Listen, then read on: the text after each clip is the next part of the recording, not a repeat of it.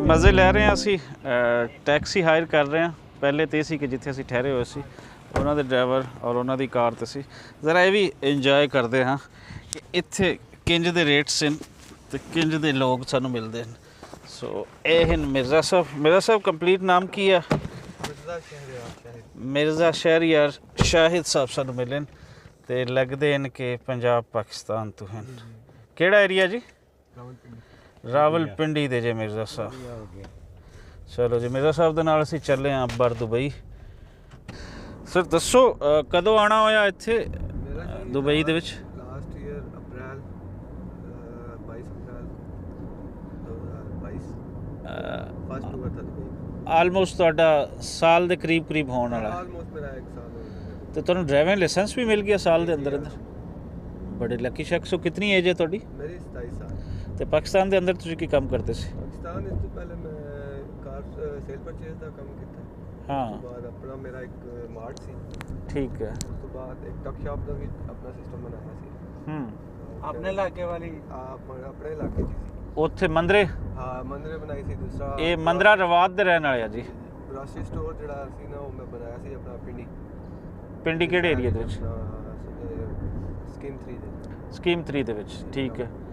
ਚੱਕਲਾਲਾ ਜੀ ਚੱਕਰ। ਹਾਂਜੀ, ਸਕੀਮ 3 ਜੰਡਾ ਚੀਚੀ ਦੇ ਨਾਲ। ਹਾਂ। ਤੇ ਕਿਹਦਾ ਜਾ ਰਹੀ ਹੈ ਕੰਮ ਕਰ? ਜੀ ਅਲਹਮਦੁਲਿਲਾ। ਤੇ ਤੁਸੀਂ ਹੁਣ ਇੱਥੇ ਤੁਹਾਡੀ ਜਿਤਨੀਆਂ ਵੀ ਪਾਕਿਸਤਾਨੀ ਹਨ ਟੈਕਸੀ ਚਲਾਉਂਦੇ ਹਨ, ਇੱਥੋਂ ਦੇ ਲੋਕਾਂ ਦੀਆਂ ਕਾਰਾਂ ਆਉਂਦੀਆਂ ਨੇ ਜਾਂ ਕਿ ਤੁਸੀਂ ਆਪਣੀਆਂ ਵੀ ਪਰਚੇਜ਼ ਕਰ ਸਕਦੇ ਹੋ? अपनी भी कर सकते हैं। ये जो लैक्सीज है ना, हाँ, ये आप अपनी परचेज कर सकते हैं। आप कंपनी के साथ भी चला सकते हैं अगर आप अफोर्ड नहीं कर सकते। ਠੀਕ ਹੈ। तो आप ਅਗਰ ਤੁਸੀਂ ਪਰਚੇਜ਼ ਕਰਨੀ ਹੈ ਤਾਂ ਫਿਰ ਤੁਹਾਨੂੰ ਇੱਥੇ ਕਿਸ ਤਰ੍ਹਾਂ ਮਿਲਦੀ ਹੈ? अगर आपने परचेज करनी है ना, तो आपको इसकी डाउन पेमेंट करनी पड़ती है। पहले वो राउंड अबाउट 50-60,000 दिरहम है। ਪੰਜਾਬੀ ਬੋਲ ਮੁੰਡਿਆ, ਪੰਜਾਬੀ फिर जो है ना 50-60 दिरहम दी आ जाती instalment first down payment sorry. ਹਾਂ। ਉਸ ਤੋਂ ਬਾਅਦ ਜਿਹੜਾ ਨਾ ਤੁਹਾਡੀ ਮੰਥਲੀ ਇੰਸਟਾਲਮੈਂਟ ਚੱਲਦੀ ਕੰਪਨੀ ਦੇ ਨਾਲ। ਉਹ ਫਿਰ ਡਿਪੈਂਡ ਕਰਦਾ ਤੁਸੀਂ ਡਾਊਨ ਪੇਮੈਂਟ ਕਿੰਨੀ ਦਿੰਦੇ ਹੋ, ਉਸ ਹਿਸਾਬ ਨਾਲ ਤੁਹਾਡੀ ਜਿਹੜੀ ਹੈ ਨਾ ਇੰਸਟਾਲਮੈਂਟ ਉਹ ਐਡਜਸਟ ਕਰ ਦਿੰਦੇ। ਅੱਛਾ, ਇੱਕ ਰਫ ਆਈਡੀਆ ਕਿ ਜਿਹੜਾ ਪਾਕਿਸਤਾਨ ਦੇ ਵਿੱਚ ਬੈਠਾ, ਪੰਜਾਬ ਦੇ ਵਿੱਚ ਬੈਠਾ ਜਾਂ ਕਿ ਬਾਕੀ ਆਪਣੇ ਸੂਬਿਆਂ ਦੇ ਵਿੱਚ ਬੈਠਾ, ਜੀ ਉੱਥੇ ਕੰਮਕਾਰ ਇਤਨੇ ਨਹੀਂ ਹਨ। ਹਰ ਬੰਦਾ ਸੋਚਦਾ ਹੈ ਕਿ ਮੈਂ ਯੂਰਪ ਨਿਕਲ ਜਾਵਾਂ, ਮੈਂ ਇੱਧਰ ਨਿਕਲ ਆਵਾਂ। ਬਿਲਕੁਲ। ਤੇ ਕੰਮ ਕਰ ਲਈ ਦੁਬਈ ਕੈਸਾ ਸ਼ਹਿਰ ਹੈ? ਦੇਖੋ ਜੀ, ਕੰਮ ਦੇ ਲਿਹਾਜ਼ ਨਾਲ ਮਾੜੀ ਜਗ੍ਹਾ ਕੋਈ ਵੀ ਨਹੀਂ ਮੇਰੇ ਹਿਸਾਬ ਨਾਲ। ਮੇਰਾ ਜਿਹੜਾ ਪੁਆਇੰਟ ਆਫ ਵਿਊ, ਅਗਰ ਇਨਸਾਨ ਮਿਹਨਤ ਕਰੇ, ਉਹ ਕਹਿੰਦੇ ਨੇ ਬੰਜਰ ਜ਼ਮੀਨ 'ਚ ਵੀ ਅਨਾਜ ਕੱਢ ਲੈਂਦਾ। ਬਿਲਕੁਲ। ਠੀਕ ਹੈ। ਤੇ ਦੁਬਈ ਇਸ ਟਾਈਮ ਦੁਬਈ ਹਰ ਕੰਮ ਦੇ ਲਿਹਾਜ਼ ਨਾਲ ਥੋੜਾ ਜਿਹਾ ਹੈ ਸਰਵਾਈਵ ਮੁਸ਼ਕਿਲ ਹੈ ਦੁਬਈ 'ਚ। ਠੀਕ ਹੈ। ਉਹ ਇੱਕ ਅਸੀਂ ਇੱਥੇ ਇੱਕ ਮਿਸਾਲ ਦਿੰਦੇ ਹੁੰਦੇ ਹਾਂ। ਮੇਰੇ ਜਿਹੜੇ ਦੋਸਤ ਯਾਰ ਨੇ ਇੱਥੇ ਇੱਕ ਮਿਸਾਲ ਉਹਨਾਂ ਬਣਾਈ ਹੈ। ਉਹਨਾਂ ਕਿਹਾ ਕਿ ਜਿਹੜਾ ਬੰਦਾ ਦੁਬਈ ਸਰਵਾਈਵ ਕਰ ਗਿਆ, ਉਹ ਦੁਨੀਆ 'ਚ ਕਿਰੇ ਮਾਰ ਨਹੀਂ ਖਾਏਗਾ ਕਿਸੇ ਵੀ ਮੁਲਕ 'ਚ। ਵਜ੍ਹਾ ਕੀ ਹੈ? ਉਹਦੇ ਬੇਸ ਕਿਸ ਤਰ੍ਹਾਂ ਬਣਦੀ?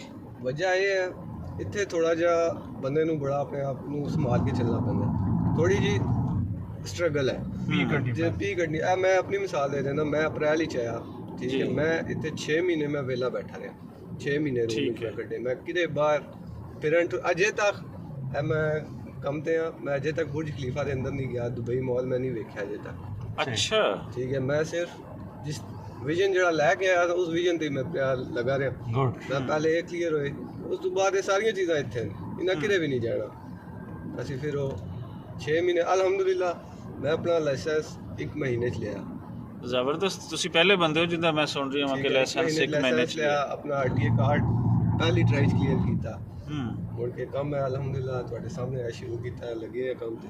ਬਾਕੀ ਲਾਸ ਪ੍ਰੋਫਿਟ ਇਹ ਜ਼ਿੰਦਗੀ ਦਾ ਹਿੱਸਾ ਹੈ, ਆਲੇ ਜਾਣੇ ਰਹਿੰਦੇ ਨੇ, ਉਹ ਕੋਈ ਇਸ਼ੂ ਨਹੀਂ ਹੁੰਦਾ। ਅੱਛਾ, ਇਹ ਦੱਸੋ ਲੋਕਾਂ ਲਈ ਜੀ ਕਿ ਇੱਥੋਂ ਦਾ ਜਿਹੜਾ ਟੈਕਸੀ ਡਰਾਈਵਰ ਹੈ, ਜਿਹੜਾ ਐਕਸਪਰਟ ਹੈ, ਕੋਈ ਹੈ ਇਸ ਤਰੀਕੇ ਦੇ ਨਾਲ ਕਿ ਜਿਨ੍ਹਾਂ ਨੂੰ ਕੋਈ ਏਰੀਆ ਵਾਈਜ਼ ਪਤਾ ਹੋ? ਲੇਕਿਨ ਹੁਣ ਤਾਂ ਜ਼ਾਹਿਰ ਜੀ ਗੱਲ ਹੈ, ਤੁਸੀਂ ਡਾਇਰੈਕਸ਼ਨ ਪਾਣੀ ਹੈ ਆਨਲਾਈਨ ਤੇ ਤੁਹਾਨੂੰ ਸਾਰੀਆਂ ਚੀਜ਼ਾਂ ਦਾ ਪਤਾ ਚੱਲਦਾ ਰਹਿਣਾ। ਇੱਥੇ ਇਸ਼ੂ ਨਹੀਂ ਹੁੰਦਾ ਜ਼ਿਆਦਾ। ਕਸਟਮਰ ਸਿਸਟਮ ਰਾਈਟ ਤੁਹਾਡੀ ਬੁੱਕ ਕਰਦਾ ਨਾ ਕਰੀਮ ਉਬਰ ਤੇ, ਉਹ ਆਪਣੀ ਡ੍ਰੌਪ ਆਫ ਲੋਕੇਸ਼ਨ ਪਾ ਦਿੰਦਾ। ਅੱਜ ਕੱਲ੍ਹ ਤੇ ਤੁਹਾਨੂੰ ਪਤਾ ਡਿਜੀਟਲ ਹੋ ਗਿਆ ਸਭ ਕੁਝ। ਉਹਦੀ ਲੋਕੇਸ਼ਨ ਸਾਹਮਣੇ ਆ ਜਾਂਦੀ ਹੈ, ਬਸ ਮੈਪ ਨੂੰ ਫੋਲੋ ਕਰੀ ਜਾਓ ਤੇ ਤੁਸੀਂ ਆਪਣੇ ਡ੍ਰੌਪ ਆਫ ਲੋਕੇਸ਼ਨ ਤੇ ਪਹੁੰਚ ਜਾਓਗੇ। ਤੁਹਾਨੂੰ ਕੋਈ ਸ਼ੇਅਰ ਕੀ ਚੱਲ ਰਹੀ ਹੈ ਉਬਰ ਕਰੀਮ ਦਾ ਡਰਾਈਵਰ ਦਾ, ਕਾਰ ਡਰਾਈਵਰ ਦਾ ਕੀ ਪਰਸੈਂਟੇਜ ਹੈ? ਪਰਸੈਂਟੇਜ ਦੀ ਹੈ 35%। 35% ਕਿਸ ਨੂੰ ਜਾਂਦਾ? ਜਿਹੜਾ ਡਰਾਈਵਿੰਗ ਕਰ ਰਿਹਾ ਨਾ ਉਹਨੂੰ 35% ਮਿਲਦਾ। ਠੀਕ ਹੈ। ਪੈਟਰੋਲ ਜਿਹੜਾ ਨਾ ਉਹ ਮਾਲਿਕ ਦਾ ਹੈ। ਅਗਰ ਠੀਕ ਹੈ। ਗੱਡੀ ਮਾਲਕਾਂ ਦੀ ਹੈ, ਕਮ ਅਰਬਾਬ ਦੀ ਗੱਡੀ ਹੈ, ਜੇ ਪੈਟਰੋਲ ਇੱਥੇ ਦੇ ਅਲਫਾਜ਼ ਹੈ, ਅਰਬਾਬ ਦੀ ਗੱਡੀ ਹੈ, ਪੈਟਰੋਲ ਅਰਬਾਬ ਦਾ ਹੈ, ਸਾਲਕ ਕਸਟਮਰ ਹੁੰਦੇ ਨਾਲ ਉਹਨਾਂ ਦੇ ਹੀ ਹੁੰਦਾ ਹੈ, ਉਹ ਠੀਕ ਹੈ ਕਟਿੰਗ ਹੋ ਜਾਂਦੀ ਹੈ ਸਾਲਕ ਦੀ ਵੀ, ਮੋੜ ਕੇ ਗੱਡੀ ਦੀ ਮੇਨਟੇਨੈਂਸ ਵਗੈਰਾ ਸਾਰੀ ਅਰਬਾਬ ਕਰਾ ਕੇ ਦਿੰਦਾ ਸਾਨੂੰ। ਠੀਕ ਹੈ, ਸਾਡਾ ਸਿਰਫ ਇਹ ਹੁੰਦਾ ਹੈ ਕਿ ਕੋਈ ਫਾਈਨ ਆ ਗਿਆ, ਠੀਕ ਹੈ, ਕੋਈ ਗੱਡੀ ਦੇ ਫਾਈਨ ਤੁਹਾਡੇ ਐਂਡ ਤੇ ਇਸ ਲਈ ਹੈ ਕਿ ਤੁਸੀਂ ਕਿਸ ਤਰੀਕੇ ਦੀ ਡਰਾਈਵ ਕਰ ਰਹੇ ਹੋ, ਤੁਹਾਡੇ ਐਂਡ ਤੇ ਹੈ ਕਿ ਤੁਸੀਂ ਪੇ ਕਰੋਗੇ। ਪ੍ਰੋਬਲਮ ਕੋਈ ਓਵਰ ਸਪੀਡਿੰਗ ਹੋ ਜਾਂਦੀ ਹੈ, ਫਾਈਨ ਦੀ ਜ਼ਿੰਮੇਵਾਰੀ ਤੁਹਾਡੀ ਹੈ ਜੀ, ਉਹ ਜੁਰਮਾਨਾ ਤਾਂ ਤੁਸੀਂ ਕਰਾਇਆ। ਜੁਰਮਾਨਾ ਉਹ ਸਾਡੇ ਸੀ। ਬਾਕੀ ਮੇਨਟੇਨੈਂਸ ਦਾ ਉਹ ਜਿਹੜਾ ਗੱਡੀ ਦਾ ਆਨਰ ਹੈ ਉਸ ਤੇ ਜ਼ਿੰਮੇ। ਹਾਂ ਸਹੀ। ਤੇ ਕਿਤਨਾ ਅਗਰ ਰਫ ਅਗਰ ਤੁਸੀਂ ਚਲਾਉਂਦੇ ਹੋ, ਇੱਥੇ ਘੰਟਿਆਂ ਦਾ ਹਿਸਾਬ ਕਰਦੇ ਹੋ, ਕਿਸ ਤਰ੍ਹਾਂ ਦਾ ਦਿਨ ਰਾਤ ਦਾ ਕਰਦੇ ਹੋ? ਵੀਕਲੀ ਹਿਸਾਬ ਹੁੰਦਾ ਹੈ ਤੇ ਇਹ ਤਕਰੀਬਨ ਮੈਕਸਿਮਮ ਜਿਹੜੀ ਪੈਕੇਜ ਨਿਕਲ ਆਉਂਦਾ 7-8 ਹਜ਼ਾਰ ਦੇ ਬੰਦਾ ਮੰਥਲੀ ਕੱਢ ਲੈਂਦਾ। ਮੰਥਲੀ ਤੁਸੀਂ ਕਰ ਲੈਂਦੇ ਹੋ। ਜੀ ਹਾਂ ਸਹੀ। ਠੀਕ ਹੈ, ਫਿਰ ਤੇ ਸਟਾਰਟ ਤੋਂ ਅਗਰ ਤੁਸੀਂ ਕਹੋ ਜਿਵੇਂ ਹੁਣ ਹੈ ਕੋਈ ਹੋਰ ਕੰਮ ਨਹੀਂ ਮਿਲਦਾ, ਤੁਹਾਡੇ ਬਿਜ਼ਨਸ ਕੋਈ ਸੈੱਟ ਨਹੀਂ ਹੁੰਦਾ, ਜੀ ਜੀ ਤਾਂ ਤੁਸੀਂ ਇਹਦੇ ਤੋਂ ਫਿਰ ਆਪਣਾ ਗੁਜ਼ਾਰੇ ਲੈ ਕੇ ਅੱਛੀ ਅਮਾਉਂਟ ਤੁਸੀਂ ਗੁਜ਼ਾਰ ਸਕਦੇ ਅੱਛਾ ਗੁਜ਼ਾਰਾ ਹੋ ਜਾਂਦਾ, ਅੱਲਾਹ ਪਾਕ ਦਾ ਸ਼ੁਕਰ ਹੈ।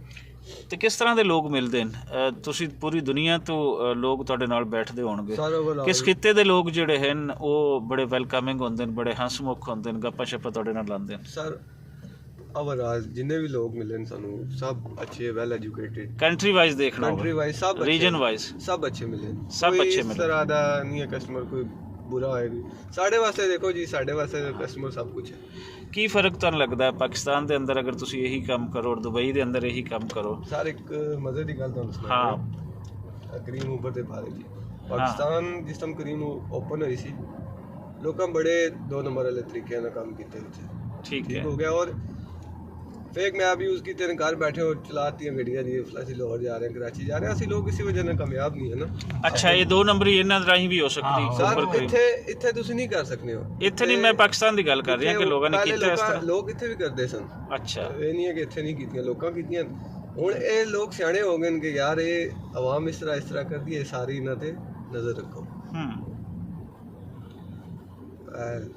ਤੇ ਤੁਹਾਡੇ ਦੇਖਣ ਦੇ ਜਿਹੜਾ ਪਾਕਿਸਤਾਨ ਦੇ ਅੰਦਰ 2 ਨੰਬਰੀ ਕਰਦੇ ਨੇ, ਉਸ ਵਜ੍ਹਾ ਤੋਂ ਕਾਮਯਾਬੀ ਨਹੀਂ? ਸਰ ਉਸ ਬਦਨੀਅਤ ਇਨਸਾਨ ਜਿਹੜਾ ਨਾ ਉਹ ਕਦੀ ਆਪਣਾ ਨਹੀਂ ਕਾਮਯਾਬ ਹੋ ਸਕਦਾ। ਉਹ ਜਿੱਥੇ ਵੀ ਹੈ, ਪਾਕਿਸਤਾਨ ਹੈ, ਦੁਨੀਆ ਤੇ ਜਿੱਥੇ ਪਾਕਿਸਤਾਨ ਹੈ, ਇੰਡੀਆ, ਬੰਗਲਾਦੇਸ਼ ਹੈ, ਨੇਪਾਲ ਹੈ, ਕੋਈ ਵਾਕਿਆ ਕਿਸੇ ਕਸਟਮਰ ਦੇ ਨਾਲ ਜਿਹੜਾ ਤੁਹਾਨੂੰ ਬਹੁਤ ਖੁਸ਼ਗਵਾਰ ਵਾਕਿਆ ਹੋਵੇ, ਤੁਸੀਂ ਸ਼ੇਅਰ ਕਰਨਾ ਚਾਹੋ? ਕੋਈ 1 ਸਾਲ ਦੇ ਕਰੀਬ ਤੁਹਾਨੂੰ ਕਾਰ ਚਲਾਉਂਦੇ ਹੋਗੇ, ਕਿਸੇ ਦੀ ਕੋਈ ਗੱਲ ਯਾਦ ਆਵੇ, ਕਿਸੇ ਦਾ ਕੋਈ ਐਕਸ਼ਨ ਯਾਦ ਆ ਰਹੀ ਹੋਵੇ?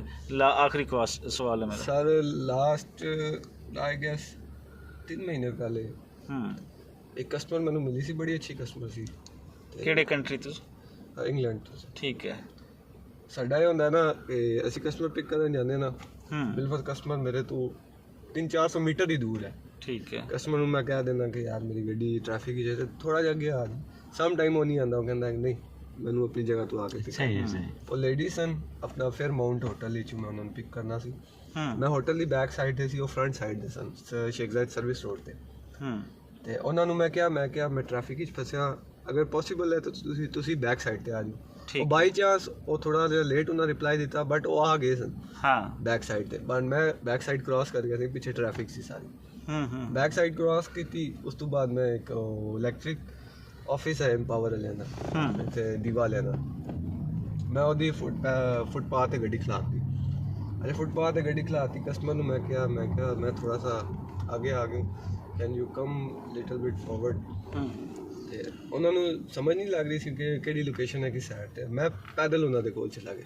ਠੀਕ ਹੈ। ਤੇ ਉਹ ਵਾਇਦ ਕਸਟਮਰ ਸੀ ਕਿ ਉਹ ਮੇਰੇ ਨਾਲ ਚੱਲ ਕੇ ਮੇਰੀ ਗੱਡੀ ਤੱਕ ਆਈ, ਤਕਰੀਬਨ 1 ਕਿਲੋਮੀਟਰ ਦਾ ਵਾਇਆ ਪੈ ਗਿਆ ਸੀ। ਅੱਛਾ। ਔਰ ਇਤਨੀ ਨਾਈਸ ਕਸਟਮਰ ਉਹ ਬੁਰਜ ਖਲੀਫਾ ਰੈਜ਼ੀਡੈਂਸ ਹੀ ਆ ਰਹੇ ਕਿ ਉਹਨਾਂ ਤਕਰੀਬਨ ਉਹ ਸਾਡੀ ਉਹਨਾਂ ਪੌਣੇ ਘੰਟੇ ਦੀ ਜਿਹੜੀ ਹੈ ਨਾ, ਘੰਟੇ ਡੇਢ ਦੀ ਡਰਾਈਵ ਚੱਲੀ ਸੀ, ਕਿਉਂਕਿ ਟ੍ਰੈਫਿਕ ਬਹੁਤ ਜ਼ਿਆਦਾ ਸੀ। ਐਗਜ਼ੀਬਿਸ਼ਨ ਚੱਲ ਰਿਹਾ ਸੀ ਦੁਬਈ ਦਾ, ਜੀਟੈਕ ਐਗਜ਼ੀਬਿਸ਼ਨ ਲੱਗਾ ਸੀ ਉਹਨਾਂ ਦਿਨ। ਠੀਕ ਹੈ। ਬੜਾ ਅੱਛਾ ਇੱਕ ਕਸਟਮਰ ਮੈਨੂੰ ਮਿਲਿਆ ਸੀ। ਚਲੋ ਮਿਰਜ਼ਾ ਸਾਹਿਬ, ਇੰਜੋਏ ਕਰੋ, ਅੱਛੇ ਲੋਕ ਤੁਹਾਨੂੰ ਮਿਲਦੇ ਰਹਿਣ, ਅੱਛਾ ਕਮਾਉਂਦੇ ਰਹੋ, ਘਰ ਵਾਲਿਆਂ ਦੀ ਲੋੜਾਂ ਪੂਰੀਆਂ ਹੁੰਦੀਆਂ ਰਹਿਣ, ਔਰ ਤੁਸੀਂ ਤੁਹਾਡੇ ਰਾਹੀਂ ਇੱਕ ਪੰਜਾਬ ਦਾ, ਪਾਕਿਸਤਾਨ ਦਾ ਬਿਹਤਰ ਇਮੇਜ ਜਿਹੜਾ ਹੈ ਉਹ ਲੋਕਾਂ ਨੂੰ ਮਿਲਦਾ ਰਹੇ। ਰੱਬ ਰੱਖਾ ਸੱਜਣੋ, ਇਹ ਅੱਜ ਦੀ ਸਟੋਰੀ ਸੀ, ਕਿਉਂਕਿ ਅਸੀਂ ਆਮ ਲੋਕਾਂ ਦੇ ਨਾਲ ਜਦੋਂ ਮਿਲਦੇ ਹਾਂ ਤੇ ਉਹਨਾਂ ਦੇ ਕੀ ਐਕਸਪੀਰੀਅੰਸ ਹਨ, ਇਹ ਤੁਹਾਡੇ ਨਾਲ ਲਾਜ਼ਮੀ ਸ਼ੇਅਰ ਕਰਨਾ ਚਾਹੁੰਦੇ ਹਾਂ। ਜਿਉਂਦੇ ਵਸਦੇ ਰਹੋ।